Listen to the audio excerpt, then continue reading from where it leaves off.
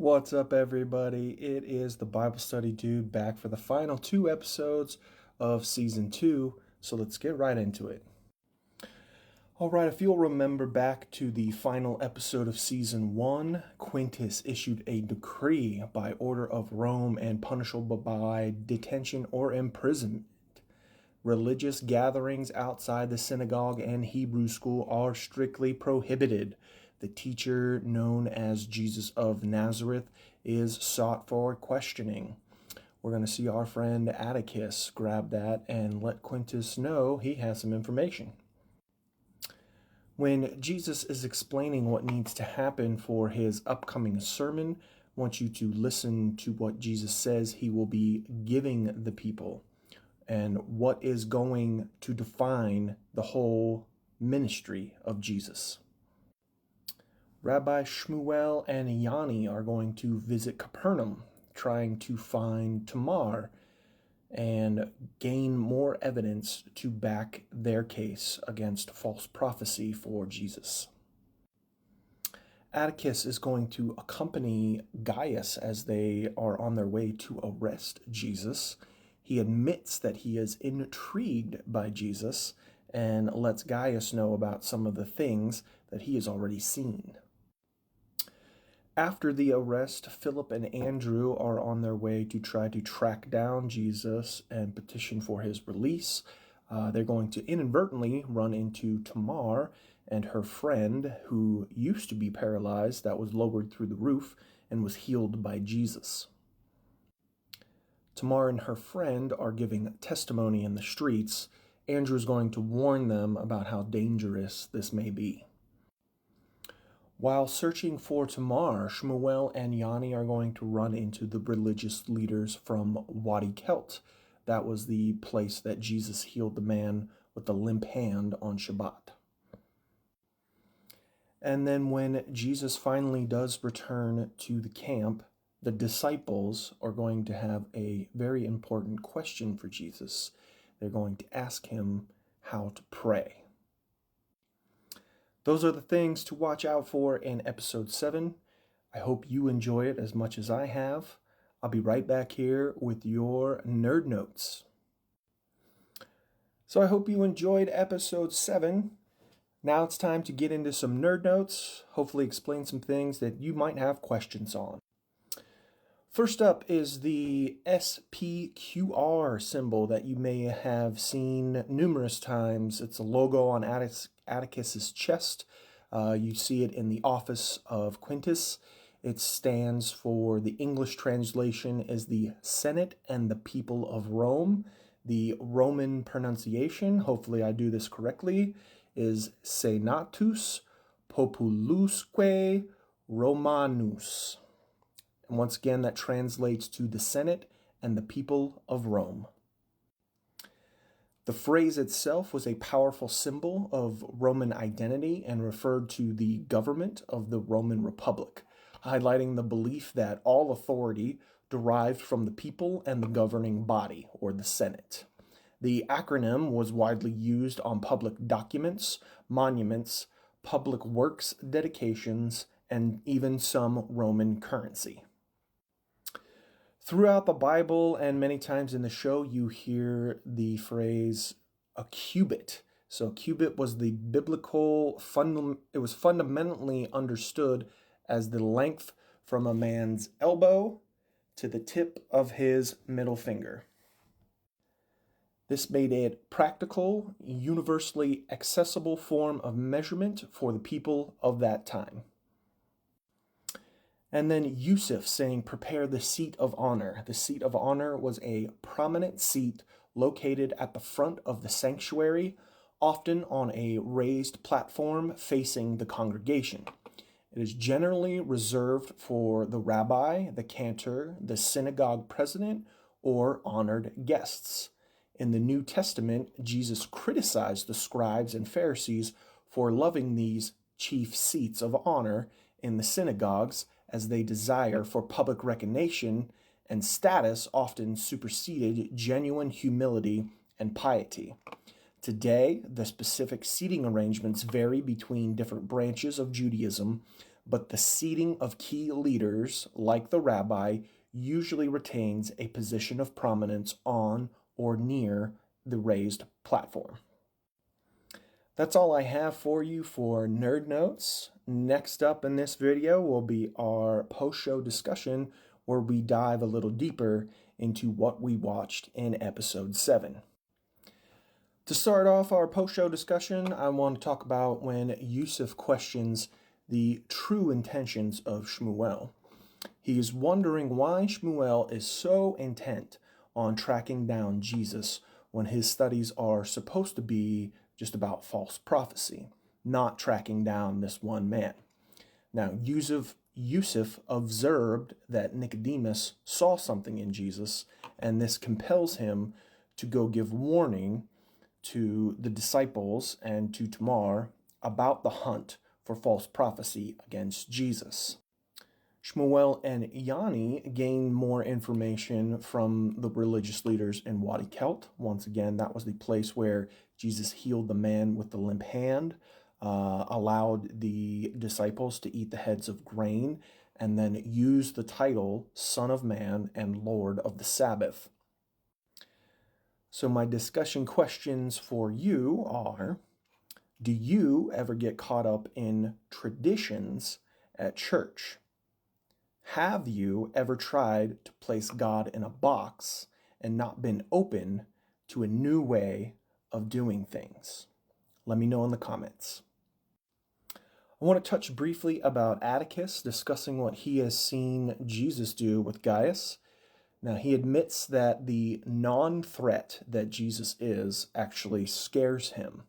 It's unclear that if Atticus is aware of the scriptures of the military leader that the Messiah is prophesied to be, or if he is just concerned with a connection with the Zealots because of Simon Z.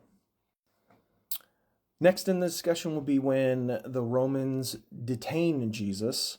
Jesus tells his followers, do not be afraid and keep planning. I will be back. Now, not everyone listens to these words or takes these words literal. Andrew specifically, his anxiety is really coming to the forefront in this episode. He's overly concerned with the titles that Jesus is starting to use with the religious leaders. And he's also very concerned that what happened to John the Baptist being arrested is what's going to happen to Jesus. He's also concerned about starting a war with the Romans. Now, I did enjoy how he had, for those of you that are familiar with the movie Jaws, he had that moment in the boat where he stands up, eyes wide open, and he's frozen. That was kind of humorous to me. All of this is a little foreshadowing and character building for future episodes with Andrew. And like I had mentioned before, only a few of the followers actually listened to what Jesus said.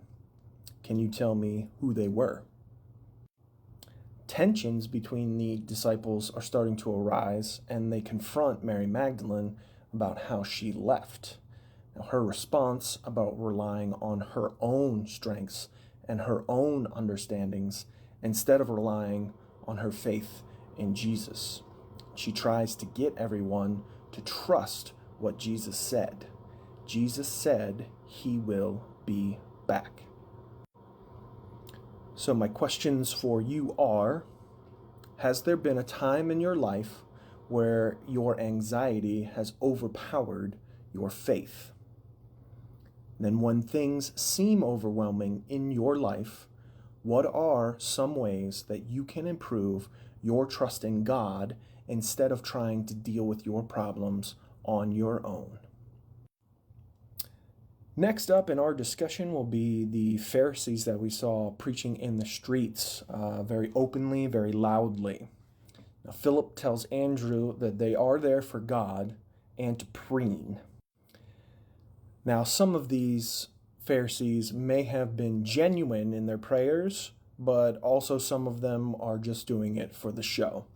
So they're trying to make themselves sound more important than a quote-unquote normal person's prayers. Jesus himself calls out those who are doing it just for show. Jesus tells religious leaders that their outwardly gestures are in vain because God the Father knows their hearts are corrupt. I want you to look up Matthew chapter 23, verse 27 for that. The prophet Isaiah also warned about this. If you go look up Isaiah chapter 29, verse 13. My question for you would be, have you ever prayed for just the show of it? Do you prefer to pray in private, or are you comfortable praying in public settings, or like praying for a meal with your family? Do you or have you ever felt intimidated by those who do pray out loud and have lengthy prayers and lots of words? Next up, I quickly want to touch on the conversation between Quintus and Jesus, just because something that Quintus says to Jesus and his response, I want to ask you that same question, or ask you a question about it. Quintus states that he is unsure what to make of Jesus, and then Jesus' response, that's going to be a lot of people's problem with me. So that's my question to you. How true does this turn out to be with Jesus amongst the religious leaders and others? Are there times in your own life today that you are unsure what to make of Jesus? And then finally, when we get to the end of this episode and Jesus does return to the camp, the disciples are expressing their concerns and their worries. So what was Jesus' response? Did I not tell you I will be back and to keep planning?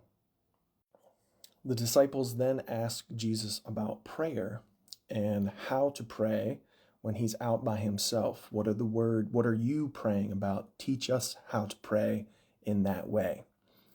And then Jesus gives them something that we still use to this day, the Lord's Prayer, or the Our Father. Jesus is then ready to prepare his thoughts about the upcoming sermon, so he seeks out the help of Matthew. Now, Matthew's question to Jesus, will these teachings make things worse? What is Jesus' initial response to him? Matthew then asks, for all of us who love you. What is Jesus' response to that question? Jesus knows that his teachings are going to, and they did cause controversy amongst the religious leaders. So he can't make any promises to Matthew, unfortunately. Those are all my discussion points for this episode. If there's anything that we talked about that you have questions on, or anything we didn't talk about that you have any questions on, let me know in the comments and I will do my best to try to address those for you. Next up for you will be our Bible verse references, all the Bible verses that were referenced in this episode. So the Lord's Prayer, the Our Father, comes from Matthew chapter 6, verses 9 through 13. You can also find a shorter version of it in Luke chapter 11, verses 2 through 4. Now, the part that probably most of you say, for thine is the kingdom, the power, and the glory, that is a doxology that was added later by church traditions. It is not in the biblical text. Also in Luke chapter 11 and verses 1 through 4, that is where the disciples ask Jesus to teach them how to pray. The reference about breaking the commandment of bearing false witness, that is the 9th commandment that can be found in Exodus chapter 20, verse 16, or in Deuteronomy chapter 5, verse 20. When Yusuf asks Yanni and Shmuel about if they find out that the healing was not on Shabbat, and you see the look of concern on Shmuel and Yanni's face, they're concerned about being a malicious witness, And you can read about that in Deuteronomy chapter 19, verses 16 through 19. And then finally, Jesus addressing the preachers who just pray for show. That can be found in Matthew chapter 6, verses 5 through 8. That's all I got for you on episode 7 of season 2. We have one episode left. I hope you've been enjoying this as much as I have. I'll see you right back here next time for episode 8 as we wrap up season 2. God bless you and have a wonderful day.